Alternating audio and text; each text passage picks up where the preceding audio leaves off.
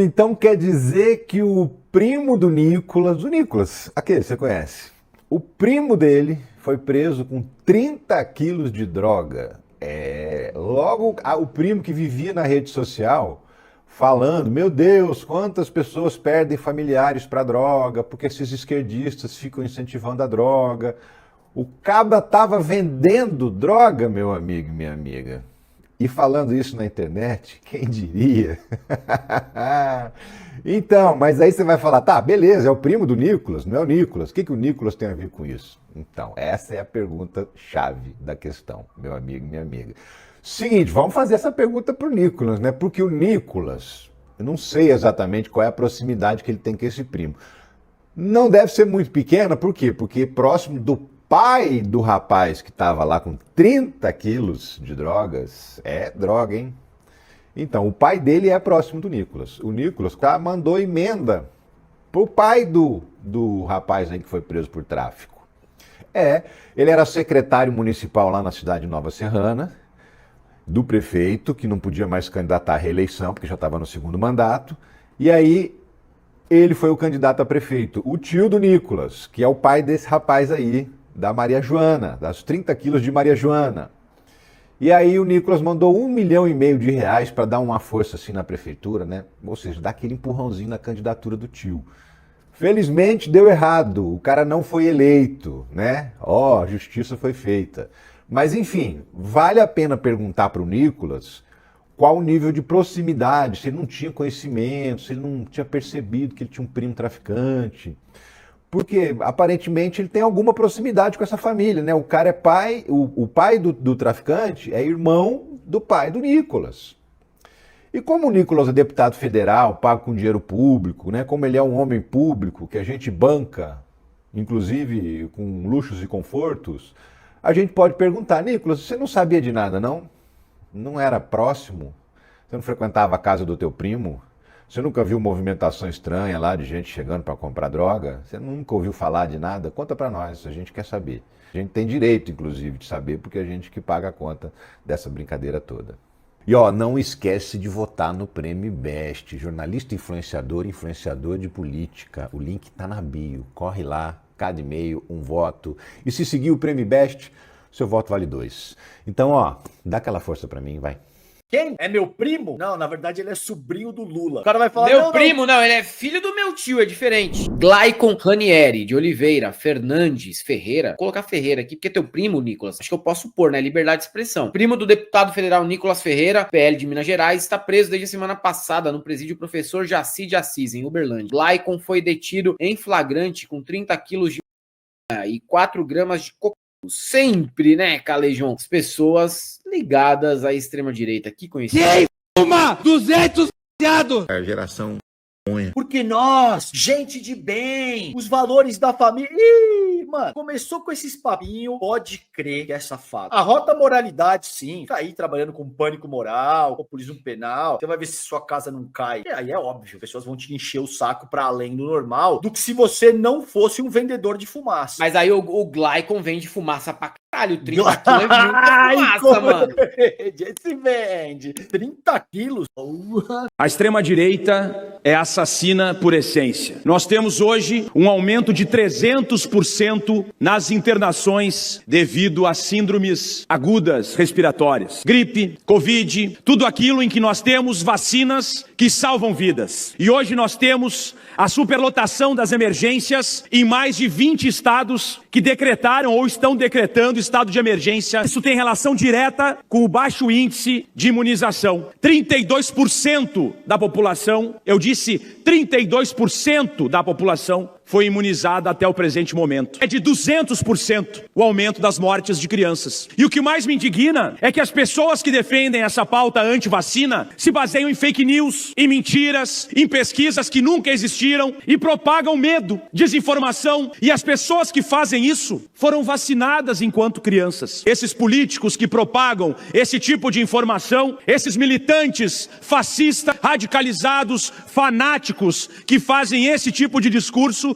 só estão interessados em duas coisas: em voto e poder e em dinheiro, recursos financeiros, vendendo cursinhos, vendendo algoritmos, ganhando através das redes sociais, de visualizações dos seus vídeos. E essa covardia no nosso país tem ceifado vidas, custado milhões aos cofres públicos. O estado do Rio Grande do Sul agora entrou em emergência de saúde pública e nós temos o retorno, inclusive, de doenças que já tinham sido banidas, como sarampo, por exemplo, poliomielite, questões que já tinham sido resolvidas, que nem existiam mais. Mas graças a esses criminosos covardes da extrema-direita fascista, nós temos essa realidade. E é muito interessante porque é um ciclo que se retroalimenta. Superlotações no sistema público de saúde, nas emergências, gera demanda da população que não consegue ser atendida, que critica as emergências e automaticamente vai criticar o SUS e automaticamente vai votar em políticos que defendem que a vacina não deve ser aplicada, que não deve existir o SUS, e daí essas pessoas vão ficando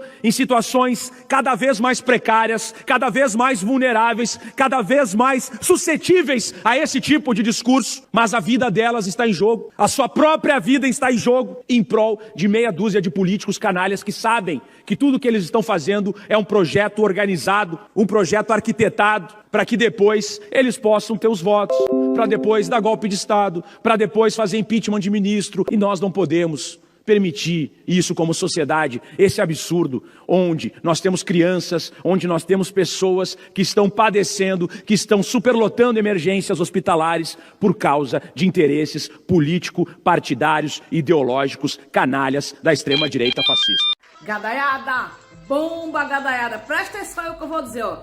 Flagrante, 39 quilos de na comitiva de Bolsonaro.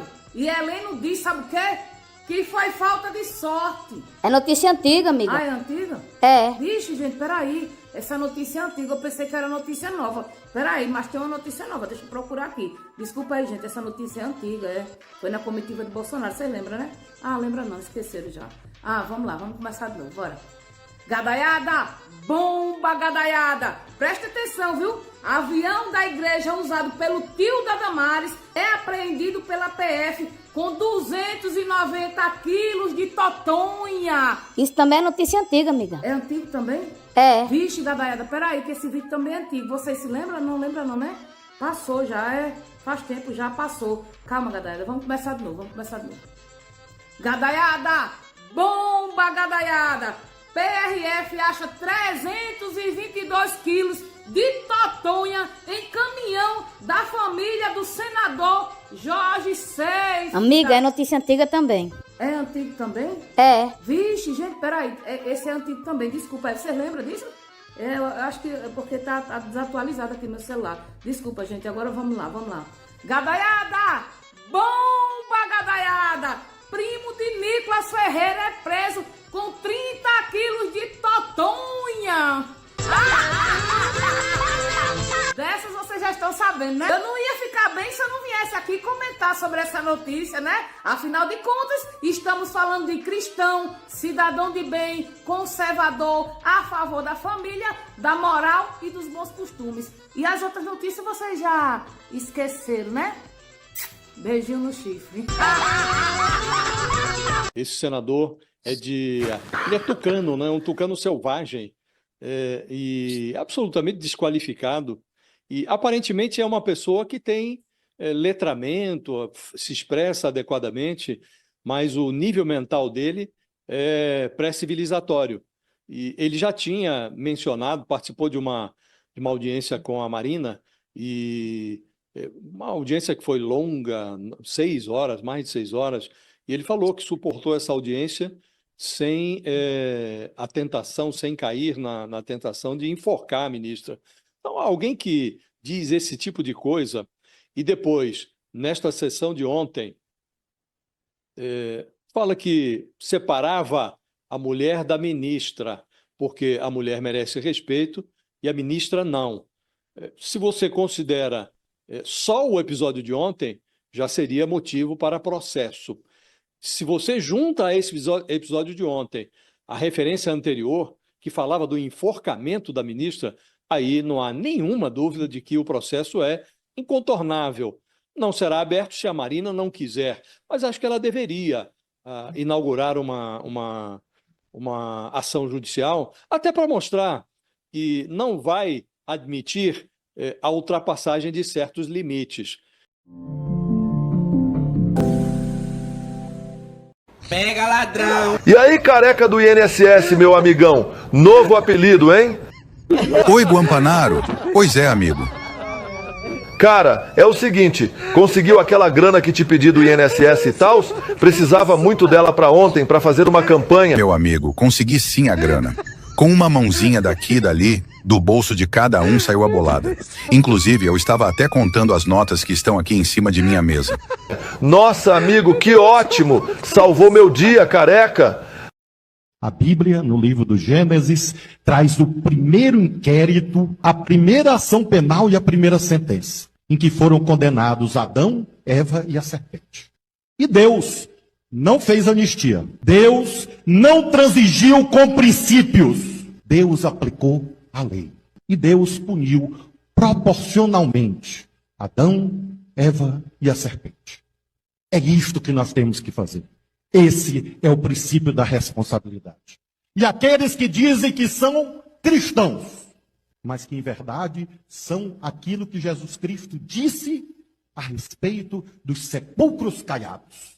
Por fora, ostentam supostos valores da família. Por dentro, são capazes de atos hediondos. E por isso mesmo, amigos e amigas, sejamos nós autenticamente cristãos, sejamos nós autenticamente patriotas e possamos garantir a autoridade da lei. No instante em que o secretário norte-americano Marco Rubio rosna para o Alexandre de Moraes, o Supremo está testando os limites, decidiu testar os limites do governo Trump. Marcou para quarta-feira da semana que vem a continuidade de um julgamento sobre a retirada de conteúdo criminoso nas plataformas digitais. Esse julgamento foi suspenso em dezembro do ano passado, por um pedido de vista do ministro André Mendonça, e vai ser retomado. Foi remarcado, aliás, foi remarcado agora, nessa quarta-feira, no mesmo dia em que o Rubio anunciou restrições à concessão de vistos para autoridades estrangeiras que impõem o que ele chama lá de censura, né, a pessoas e empresas de tecnologia americanas. Então, perto da ameaça da semana passada, de impor ao Alexandre de Moraes uma sanção que equivaleria à pena de morte financeira, essa eventual proibição de entrada nos Estados Unidos é algo que foi, inclusive aqui em Brasília, foi recebido como uma rosnadela. O Marco Rubio rosnou, mas não mordeu. O brigadeiro Batista Júnior, que era comandante da aeronáutica do Bolsonaro, reforçou no seu depoimento no Supremo Tribunal Federal que Bolsonaro quase foi preso pelo comandante do Exército por ameaçar baixar um decreto decretando garantia da lei e da ordem para impedir a posse de Lula. Isso transformou a situação do Bolsonaro, que já era ruim, e ainda muito grave, mais grave ainda. Consequência direta disso, os seus amigos governadores já colocaram suas candidaturas presidenciais na rua e já estão em campanha, seja Ratinho Júnior, seja Tarcísio de Freitas, seja Eduardo Leite, seja Romeu Zema, seja Ronaldo Caiado. Estão todos eles animadíssimos que Bolsonaro vai estar fora dessa disputa. Me respeite, ministro. Me respeite. Você põe no teu lugar. Muita gente ainda falando sobre o que aconteceu no Senado, quando a Marina foi convidada numa comissão e foi completamente desrespeitada, especialmente por esse babaca do Marcos Rogério, que é senador, mas também se descobriu o seguinte, Calejão, que é a cara dele, né? A cara dele é estar no movimento legendário. Só gente boa. Você tem Pablo Marçal, Primo Rico, Ney Pai. É só gente escrota, cara. E você ter um senador da República, né, que passou totalmente dos limites com a ministra Marina Silva, do Meio Ambiente, e que a gente descobre que está nesse movimento para se ressignificar como masculino. Não surpreende que uma figura como Marcos Rogério esteja numa merda dessa. Quando você vai para um barato desse, você recebe automaticamente um título de otário, Zé Ruela, que ao invés de tratar os seus complexos em terapia, que ao invés de conseguir elaborar suas inseguranças, os seus medos e o caraca, vai para esse tipo de merda, eu sou macho alfa cabuloso. Vai lá subir a porra da sua montanha, seu animal. A questão é que uma coisa é o direito dos Estados Unidos de conceder visto para quem eles quiserem. A outra coisa é uma autoridade brasileira que diz representar os interesses do Brasil, né, falar que os Estados Unidos está certo porque não concedeu ou revogou, não concedeu vistos para estudantes brasileiros. Ou seja, sabe aquela história da diplomacia? A diplomacia brasileira sempre foi muito elogiada em todo mundo ao longo de décadas. Não estou falando só de agora, não. Desde o começo, desde o Barão do Rio Branco, devido à sua independência e devido ao fato de colocar o interesse nacional à frente do interesse estrangeiro. Então, o que está acontecendo aqui? O patriota Nicolas, ele defende uma sanção do Trump diante de jovens brasileiros. Entre o Trump e jovens brasileiros, o Nicolas fica ao lado do Trump. Ele justifica dizendo, é comunista, etc e tal. Ou seja, essas pessoas têm uma opinião que eu não concordo, então elas podem ser punidas por um governo estrangeiro. Vocês estão entendendo o tamanho dessa maluquice? Porque o próprio Nicolas é uma pessoa que puxa a bandeira e fala, não, vamos pegar a bandeira da liberdade de expressão, as pessoas têm que ter direito de defenderem o que eles quiserem. Podem defender o que eles quiserem, desde que o que eles quiserem vá ao encontro do que eu concorde. Porque, caso contrário, essa pessoa tem que ser punida pelo estrangeiro ao não poder entrar em determinado país. Não importa, sabe, o que a pessoa pensa, o que a pessoa defende, né? Uma autoridade brasileira tem que defender os interesses dessa pessoa. O líder do PT na Câmara dos Deputados, Lindbergh Farias, disse que vai acionar o Conselho de Ética da Casa contra Eduardo Bolsonaro, acusando o deputado de ameaçar autoridades brasileiras. Inclusive, o pedido de inquérito da PGR é baseado na representação de Lindbergh, que salvou os conteúdos publicados por Eduardo nas redes sociais. Eu quero dizer o seguinte, eu tenho muita coisa. Quero falar até para você, Eduardo Bolsonaro, não adianta apagar vídeo, Twitter, nós temos tudo documentado, e vamos entregar, porque o crime cometido por você é de traição nacional. Você somente aí fora utilizar uma potência estrangeira para tentar sanções contra ministros de um poder independente, isso aqui é crime. É a continuação da depredação do dia 8 de janeiro. Isso é golpe continuado. O senhor vai ter que se haver com a justiça. Segundo o líder do PT na Câmara, um fato como esse não pode passar sem que o Conselho de Ética se pronuncie. Na última segunda-feira, o ministro Alexandre de Moraes acatou o pedido da PGR e abriu um inquérito contra Eduardo. Moraes determinou que a Polícia Federal monitore as redes sociais do deputado e, em até 10 dias, ele e seu pai, o ex-presidente e réu Jair Bolsonaro, deverão prestar esclarecimentos.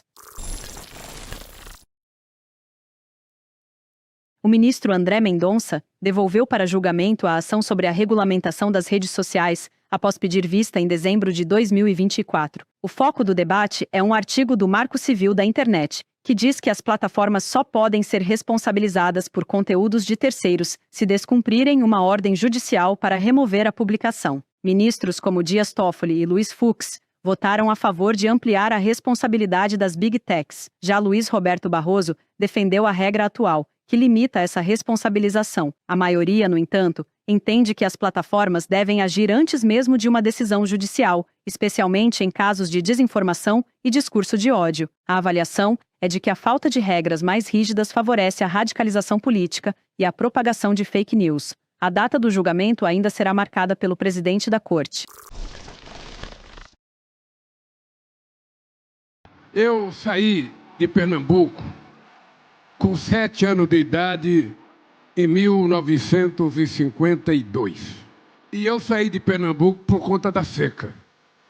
E aí, Deus quis que o filho da dona Lindu se candidatasse a presidente da República e o povo do Nordeste, de forma majoritária, me elegeu presidente da República em 2003. Comecei a pensar, por que eu cheguei à presidência da República? O que eu falava nas eleições para chegar a presidente da República? Eu falava que eu ia cuidar do povo mais pobre, que eu ia cuidar do povo trabalhador. É preciso ter conhecimento para saber o que é a vida de um pobre. É preciso saber de verdade o que é uma criança levantar sem ter um copo de leite para tomar. Porque determinadas coisas você só faz se você tiver coragem. Você só cuida do pobre se você governar com o coração e não com a cabeça. Isso aqui é a demonstração mais viva de que a natureza ela pode ser controlada em benefício da sociedade. Aqui o pessoal morria de fome, o gado morria de fome e ninguém dava jeito. Nós resolvemos dar jeito, resolvemos trazer água para cá. Isso aqui é simplesmente o seguinte, é um trabalho de um governo que conhece o sofrimento do povo nordestino, que conhece o problema da fome. Então eu resolvi, ao invés de levar o povo para ir trabalhar em São Paulo, para ir trabalhar no Rio de Janeiro, para ir trabalhar em Minas Gerais, nós preferimos trazer água para cá para o povo poder trabalhar aqui, criar seu gado aqui, plantar aqui e viver decentemente com a sua família aqui. É isso que isso aqui representa, dignidade do povo nordestino.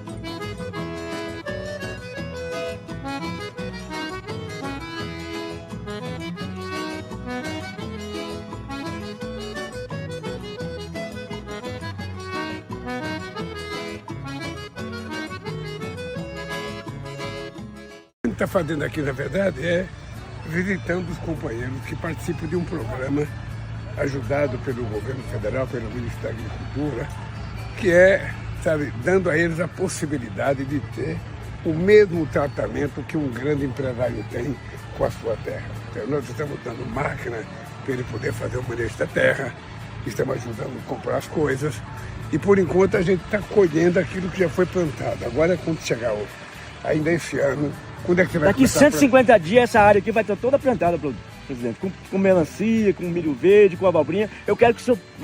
Vai ter até machixe. Machixe, presidente. Você vai ver a dinâmica desse projeto. Viu, presidente? Eu quero voltar aqui quando tiver tudo produzido. Vem cá, presidente. Nós temos que voltar aqui quando tiver tudo produzido. É um compromisso, cara. Quando já tiver a produção acontecendo. Tira uma fotografia do drone dessa terra pra gente, quando voltar aqui, tirar como era plantada já. É isso aí, Tá? Esse é o presidente do povo.